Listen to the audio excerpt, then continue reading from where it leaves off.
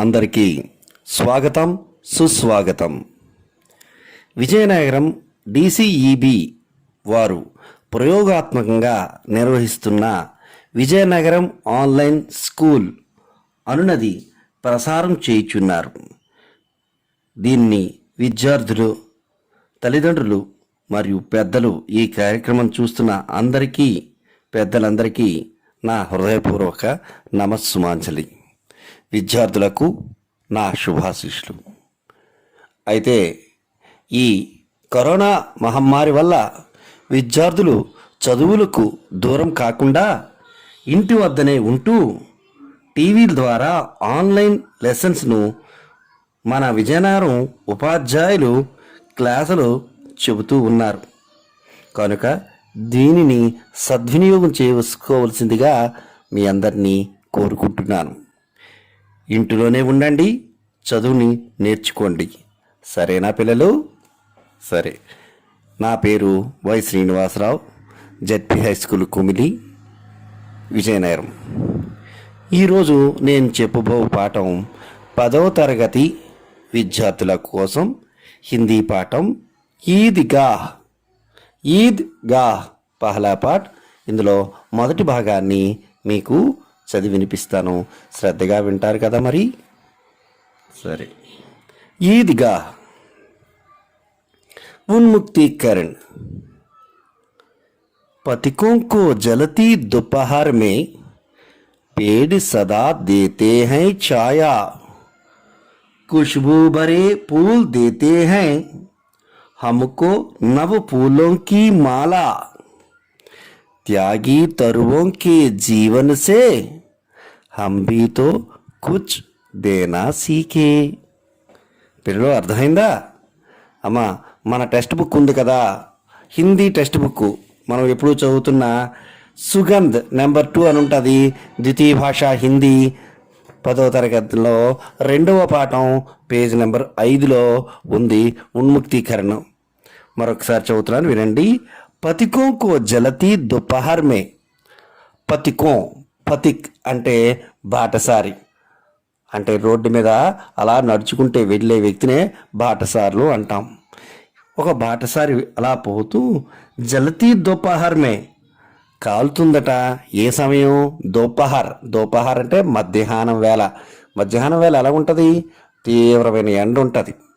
మంచి తీవ్రమైన ఎండలో అతను నడుచుకుంటూ వెళ్ళిపోతున్నాడు. అతను ఈ ఊరు నుంచి ఇంకో ఊరికి నడుచుకుంటూ వెళ్తున్నాడు. ఆ సమయంలో ఎలా ఉంటుంది? మండు టెండ, తల మాడిపోతుంది, కాలు బొబ్బలు ఎక్కిపోతాయి, తీవ్రమైన అలసట వస్తుంది, చెమటలు పట్టేస్తాయి, చాలా ఇబ్బంది పడతాడు ఆ ఎండలో. పేడ్ సదా దేతే హెన్ ఛాయా. అటువంటి సమయంలో పేడ్ చెట్టు, మనకి ఇంకెవ్వరు లేకపోయినా ఆ రోడ్డు అమ్మటి ఉండే ఇరువైపులో ఉండే చెట్లు సదా దేతే హెన్ ఛాయా, సదా ఎల్లప్పుడూ నీడనిస్తాయి. మన ఎండలో వెళ్తుంటే చల్లటి గాలిని ఇస్తాయి, మంచి నీడనిస్తాయి. ఎక్కడైనా కాసేపు సేద తీరుదాం అనుకుంటే అక్కడ ఆగొచ్చు, ఆగి అక్కడ కాసేపు కూర్చోవచ్చు. కూర్చొని సేద తీసుకుని మంచి నీళ్ళు లేకపోతే ఏదో తాగి మరలా వాళ్ళ గమ్యానికి మళ్ళీ బయలుదేరవచ్చు. ఖుష్బూ భరే పూల్ దేతే హే.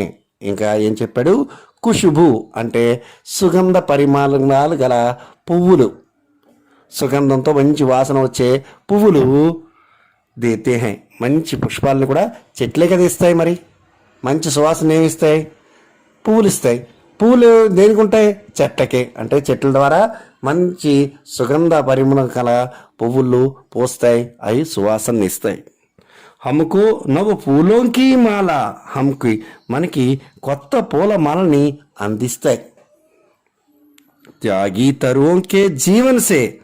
త్యాగగల జీవితాన్ని చూడండి. త్యాగధనులు ఉన్నారు, సాధు పురుషులు, సత్పురుషులు ఉన్నారు. అదేవిధంగా చెట్లు చూసి మనల్ని నేర్చుకోమంటున్నాడు. చెట్టు మనకి ఏమడుగుతుంది?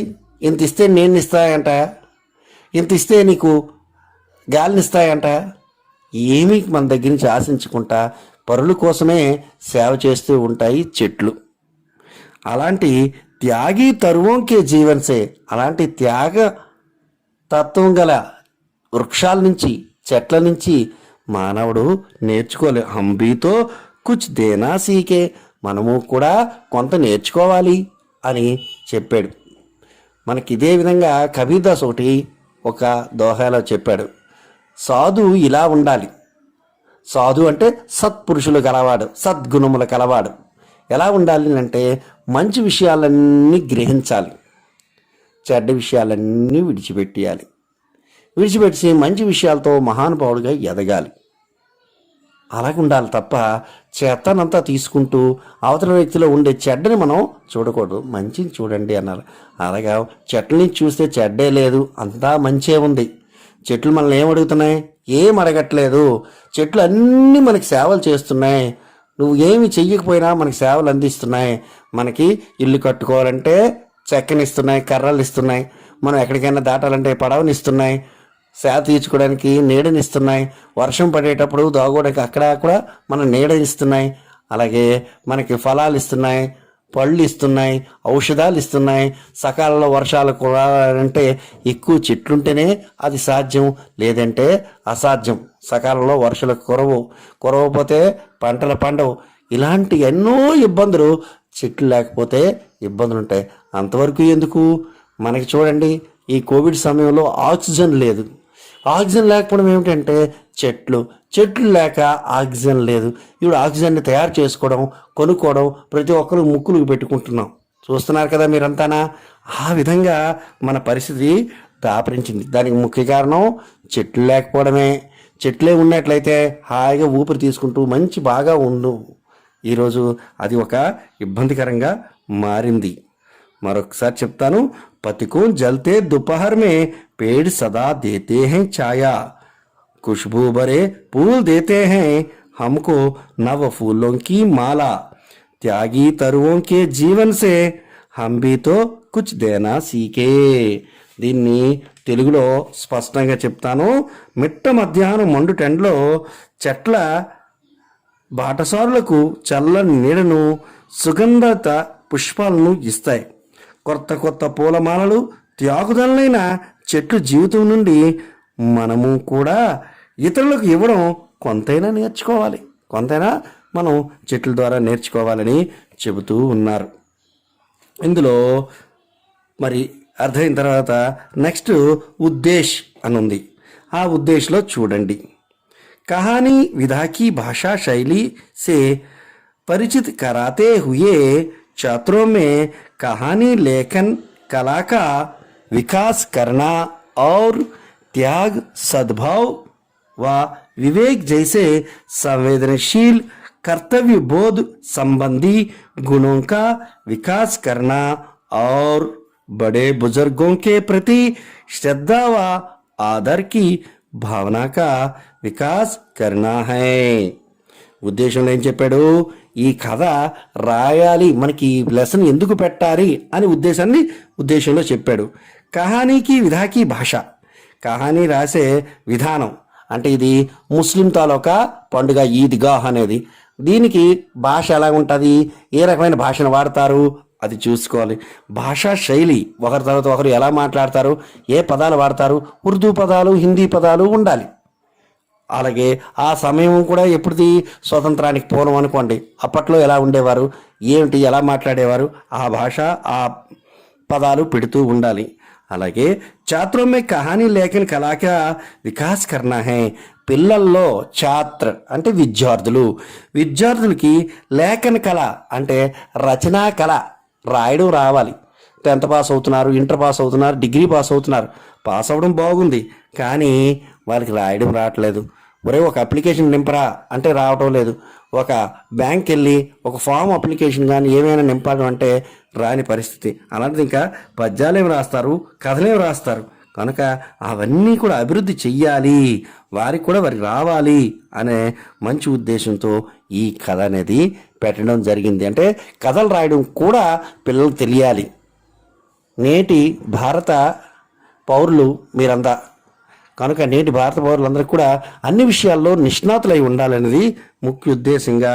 ఆరు త్యాగ సద్భావ్, త్యాగము సద్భావము అంటే మంచి భావము, అలాగే వివేకము, అవన్నీ కూడా కర్తవ్యాన్ని బోధించే మంచి గుణాలు అభివృద్ధి చెందాలనే ఉద్దేశంతో. అంతేకాక और बड़े बुजुर्गों के प्रति బడే బుజర్గ్ పెద్దవాళ్ళు వయోవృద్ధులు పట్ల శ్రద్ధాభక్తులు ఎలా ఉండాలనేది ఈ పాఠంలో చెప్పబడింది. అది ఇన్స్ట్రక్షన్లో మనకి ఇచ్చాడు. అదనమాట. ఈ రెండు విషయాలతో పాటు మనకి కాస్త వ్యాకరణ విషయానికి వెళ్తాను. ఈ రెండు ముక్కల్లోనే మనం వ్యాకరణంలో ఏమేమి ఉన్నాయి చూద్దాం. అర్థాలు ఫస్ట్ పద్యంలో చూసుకుందామా. ఉన్ముక్తీకరణలో పతిక్ అంటే ఏమన్నాను, బాటసారి. దుపహర్ మధ్యాహ్నము. పేడ్ చెట్టు. ఛాయా నీడ. ఖుష్బూ సువాసన. పూల్ పువ్వులు ఫ్లవర్స్. త్యాగ్ త్యాగము. తరు చెట్టు. జీవన్ అంటే జీవితం. సీకో నేర్చుకో. ఇవి మనకి తెలియని కొత్త పదాలు, ఇందులో ఆ పదాలు వచ్చాయి. దీని ద్వారా మనం ఒక పారాగ్రాఫ్ చదివామనుకోండి, అందులో సంజ్ఞ, సరణము, ఉల్టే శబ్దు, ఏకవచన బహువచనం ఉన్నాయి కూడా మీరు చూడండి, ఒకసారి పరిశీలించండి. సంజ్ఞ అంటే తెలుసు కదా, కిసి వ్యక్తి వస్తు స్థాన్ బతానే వాలే శబ్దకు సంజ్ఞా కహతే హై. అలాగే సరణం అంటే ఏంటి, సంజ్ఞాకే బదిలే ఆనే వాలే శబ్దకు సరణం కహతే హై. వాళ్ళకి ఉల్టే శబ్దం అంటే తెలుసు కదా, ఏ పదం అయితే ఉన్నదో ఇక్కడ చూడండి అమ్మా, చూసి దానికి ఉల్టా అంటే దానికి వ్యతిరేకం చెప్పాలి. వచన్ ఏకవచన్ బహువచనం, ఒకటిగా ఉంటే ఎక్కువగా చెప్తారు, తక్కువగా ఉంటే ఎక్కువగా చెప్తారు. ఇది ఏకవచన్ బహువచన్.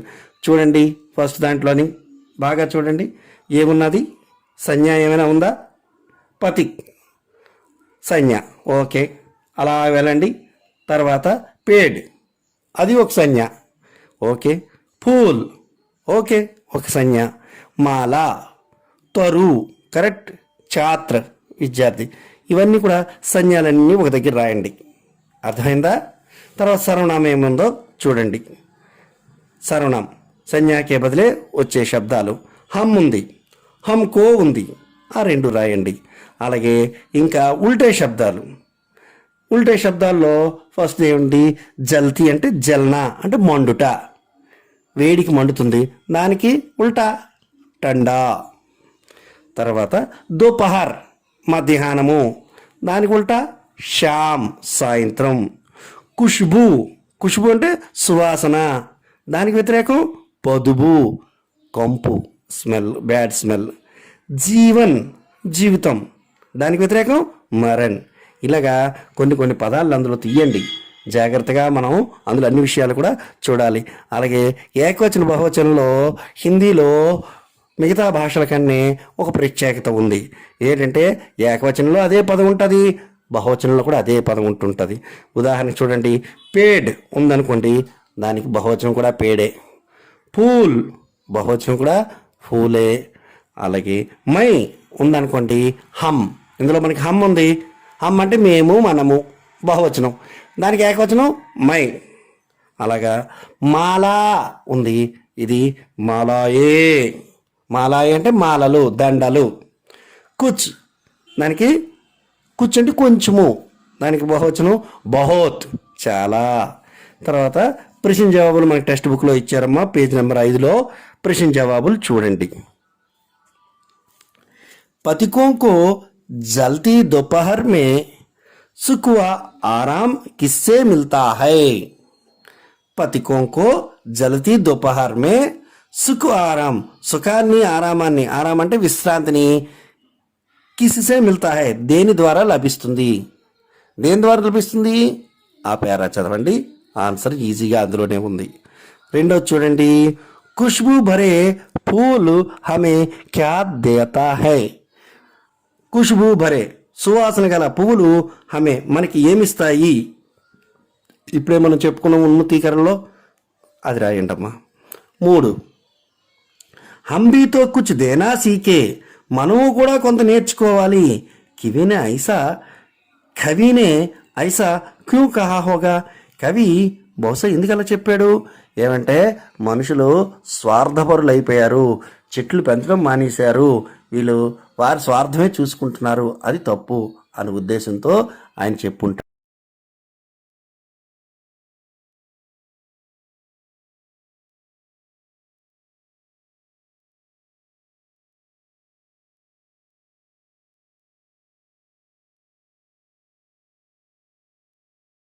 టెక్స్ట్ బుక్లో పేజ్ నెంబర్ 5. గతంలో నేను ఉన్ముక్తీకరణం ఉద్దేశ కోసం పూర్తి వివరణగా చెప్పడం జరిగింది. ఇప్పుడు మీకు విధ విషయ మీద చెప్తాను, వినండి. कहानी शब्द कह धातु के साथ आनी कृत प्रत्यय जोड़ने से बना है. कह का आशय कहना से है. किसी घटना या बात का सुंदर ढंग से प्रस्तुत किया जाना ही कहानी है. इस कहानी में दादी व पोते का మార్మిక్ ప్రేమ్ దర్శయా గయా హై. అంటే కహానీ అనే శబ్దం కహ్ అను ధాతువు నుంచి తీసుకొనబడింది. కృత ప్రత్యయాన్ని జోడించడం ద్వారా ఏర్పడింది అని అర్థం. కహ అంటే చెప్పుట, ఏదైనా సంఘటన లేదా విషయాన్ని అందంగా ప్రస్తుతపరచటమే కహాని. అర్థమైందా? కథ, కహాని అంటే కథ అనమాట. ఏదైనా సంఘటన జరిగిందనుకోండి, ఏదైనా విషయం కోసం అందంగా స్పష్టంగా అందరికి అర్థమైన రీతిలో చెప్పడమే కహాని. అందుకే కథ చెబితే పిల్లలందరూ చాలా ఇంట్రెస్ట్ చూపిస్తారు. ఇంకేదో చెప్తే కాస్త బోర్ కొడుతుందేమో, కానీ కథ చెప్పగానే అందరూ వినడానికి ముందుకు వస్తారు. అదే కథలో ఉండే ప్రత్యేకత. ఈ కథలో నాయనమ్మ మరియు మనవడి మార్మిక ప్రేమను చూపబడింది. మన కథలో ప్రస్తుతం చెప్పుతున్న ఈద్గాహలో నాయనమ్మ మనవడి యొక్క మార్మికమైన ప్రేమను చూపబడింది. దీనిలోని మాటలు, సందర్భం, వాతావరణం యొక్క సజీవ చిత్రణ ఉన్నది. అంటే ఈ మాటలు గట్రా వింటుంటే ఆ కళ్ళ ముందు ఆ పాత్రలు మనకు కనబడుతూ ఉంటాయి. ఎలా ఉంటుంది, ఓహో ఇలాగా నాయనమ్మ ఉంటుంది, పిల్లవాడు ఇలా ఉంటాడు, అన్ని విషయాలు చెప్తూ ఆ పదాలు ఆ వాతావరణాన్ని కళ్ళ ముందు కదిలినట్టుగా సజీవ పాత్రలుగా ఉంటాయి. దీనిలో బాల్యావస్థలో స్వచ్ఛమైన భావాలను అందంగా ప్రతిబింబించబడ్డాయి. చాలా స్పష్టంగా వారి హావభావాల్ని తెలియపరిచారు. చిన్నపిల్లడు ఎలా ఉంటాడు, ముసలమ్మ ఎలా ఆలోచిస్తుంది అన్న విషయాల్ని ఈ కథలో చాలా చక్కగా వివరంగా చెప్పడం జరిగింది. అలాగే ఇప్పుడు తర్వాత చూడండి, లేఖక్ పరిచయం. లేఖక్ అంటే రచయిత. రచయిత మామూలు వ్యక్తి కాదు, మహానుభావుడు. వారి కోసం ఎంత చెప్పినా తక్కువే అని చెప్పాలి. నాకు తెలిసిన 2 విషయాలు మీ ముందు ఉంచుతాను. లేఖక్ ఎవరు? ప్రముఖ उपन्यास सम्राट. हिंदी कहानी के इतिहास में प्रेमचंद का स्थान सर्वोच्च है. హిందీ కహానీలో చరిత్రలో ప్రేమ్చంద్ యొక్క స్థానం సర్వోచ్చమైనది, చాలా ఎత్తైన సుప్రసిద్ధమైన వాడు అన్నమాట. తథా ఉపన్యాస్ సమ్రాట్ కే రూప్ మే సుప్రసిద్ధ హై. ఆయన ఉపన్యాస సమ్రాట్. ఉపన్యాస్ అంటే తెలుగులో ఉపన్యాసాలు అంటే మాట్లాడడం అని అర్థం. హిందీలో ఉపన్యాస్ అంటే నవలలు అంటారు కదా పుస్తకాలు. అలాంటి దాంట్లో సమ్రాట్, సమ్రాట్ అంటే చక్రవర్తి, నవలా చక్రవర్తి అని వారికి పేరు కలదు. అంటే నవల రాయడంలో అంత దిట్ట. హిందీ पाठकों को साहित्य प्रेमियों के लिए वे आराध्य देवता है. హిందీ పాఠకులకి, హిందీ సాహిత్య ప్రేమికులకి ఆరాధ్యం అంటే వారికి ఇంట్లో నిత్యం పూజించే ఒక దేవుడు మన ప్రేమ్చంద్ గారు. आप प्रमुख सुप्रसिद्ध गद्य निर्माता और संपादक भी है.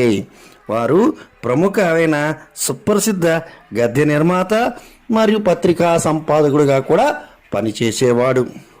प्रेमचंद के बारे में कहना केवल सागर के जल को उछलने का बराबर है.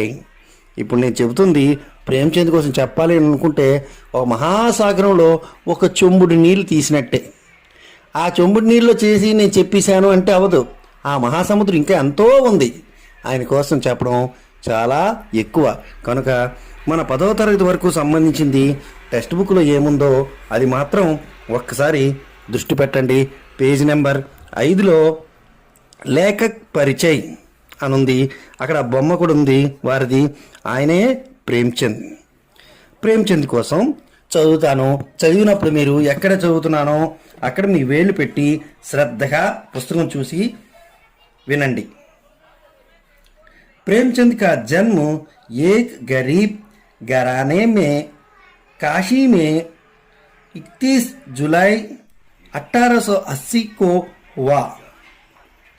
इनके बचपन का नाम धनपत राय श्रीवास्तव था. ప్రేమ్చంద్ యొక్క జననం ఒక పేద పరివారంలో కాశీలో 31 జూలై 1880లో పుట్టారు. ఆయన 1880లో పుట్టారు. ఉన్కే బచ్పన్ కా నామ్, ఆయన చిన్ననాటి పేరట ధనపత్ రాయ్ శ్రీవాస్తవ్. ఆయన చిన్నప్పుడు పేరు ధనపత్ రాయ్ శ్రీవాస్తవ్. ఇన్హోనే ట్యూషన్ పడాతే హుయే మెట్రిక్. ఈయన ట్యూషన్ అంటే ఏమిటి? ప్రైవేట్ పిల్లలందరికీ ట్యూషన్లు ప్రైవేట్లు చెప్పుకుంటూ మెట్రిక్ చదివారు. తత నౌకరీ కర్తే హుయే, తర్వాత చిన్న నౌకరీ అంటే ఉద్యోగం, చిన్నపాటి ఉద్యోగం చేసుకుంటూ బిఏ పాస్ కియా. ఆ రోజుల్లో బిఏ పాస్ అవడం అంటే చాలా కష్టం. అలాంటిది బిఏ కూడా పాస్ అయ్యారు. ఏది? ఒక పక్క ఉద్యోగం చేసుకుంటూ బిఏ పాస్ అయ్యారు. इन्होंने लगभग 1 दर्जन उपन्यास और 300 से अधिक कहानियां की रचना की. इन्होंने వారు लगभग అంటే సుమారుగా एक दर्जन దర్జన్ అంటే ఎంతమ్మా? డజను అంటే ఎంత? 12 ఉపన్యాసాలు అంటే ఇప్పుడు చెప్పాను నవలలు, 12 నవలలు. 300 से अधिक, 3 అంటే 3, 100 అంటే 100, 300 పైబడి కథలు రాశారు. ఇన్హే ఉపన్యాస్ సమ్రాట్ బి కహా జాతా హై. ఆయనకి నవలా చక్రవర్తి అనే బిరుదు కూడా కలదు. ఇన్కి కహానియా మానస్ సరోవర్ శీర్షక్ సే 8 ఖండోं से సంకలిత హై. ఆయన యొక్క కథలన్నీ మానస్ సరోవర్ అనే హెడ్డింగ్తో, అంటే ఒక పుస్తకం పేరు మానస్ సరోవర్.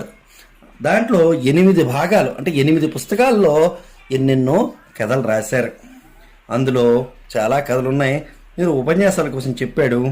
గోదాన్, గబన్, సేవా సదన్, నిర్మలా, కర్మభూమి, రంగ్ భూమి, కాయాకల్ప్, ప్రతిజ్ఞ, మంగళసూత్ర, ఆది అంటే మొదలైనటువంటి ఎక్సెట్రా ఎక్సెట్రా ఎక్సెట్రా. ఇన్కే ప్రముఖ ఉపన్యాస. ఈయన యొక్క ప్రముఖమైన నవలలు పెద్ద పెద్ద పుస్తకాలు ఇవి. గోదాను, గాబను, సేవాసదను, నిర్మల, కర్మభూమి, రంగభూమి, కాయాకల్పు, ప్రతిజ్ఞ, మంగళసూత్రం అనేవి ఈయన యొక్క నవలలు. ఇకపోతే ఇన్కి కహానియా, ఈయన కథలు ఎన్నో రాశారన్నాం కదా, 300కి పైబడి కథలు. అందులో పంచపరమేశ్వర్ అనేది బడే ఘర్ కీ బేటీ అనేది ఒకటి. కఫన్ అది ప్రముఖ, మొదలైనవి ప్రముఖంగా చెప్పుకోవచ్చు. అర్థమైందా పిల్లలు? అయితే మనకి ఈరోజు ఆ రెండింటి మీద కాస్త వ్యాకరణ అంశాలు కూడా ఇవ్వదలిచాను. అర్థాలు, శబ్దార్థులు రాసుకుండమ్మా. గరీబ్ అంటే ఏమిటి? పేద.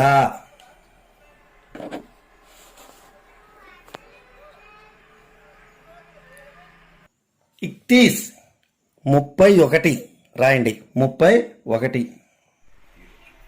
1880 1880. దర్జన్ అంటే ఏమిటి? 12 ఉపన్యాస్ నవల. సమ్రాట్ చక్రవర్తి. శీర్షక్, శీర్షక్ అంటే హెడ్డింగ్. ఆది, ఎక్సెట్రా ఎక్సెట్రా మొదలైనవి. లేఖక్, రచయిత. ఇవి ముఖ్యంగా ఉండే అర్థాలు. అర్థాలన్నీ నేను మీకు వివరంగా చెబుతున్నాను, నోట్స్లో దగ్గర పెట్టుకొని నీట్గా రాసుకోండి. ఇకపోతే ఖాళీలు అంటే ఖాళీస్థాన్ బరో. 1 ప్రేమ్చంద్ జన్మ్ కబ్ హువా. 1 2 प्रेमचंद का बचपन का नाम क्या है?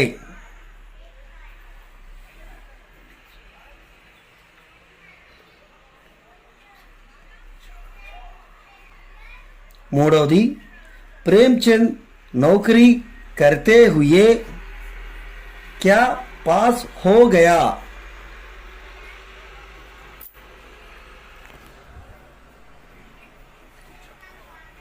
4 प्रेमचंद कितने उपन्यास लिखा?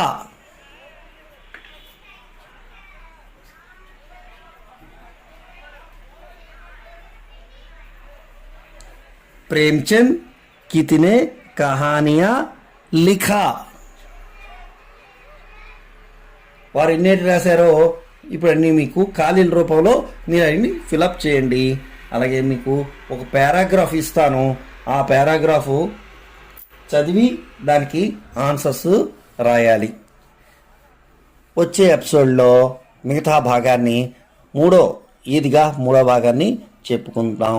అంతవరకు సెలవా. మరి చెప్పిన హోంవర్క్లు తప్పకుండా చెయ్యండి, ఎక్కడా కూడా ఏది వదలకండి, బాగా చదవండి. ఉంటాను.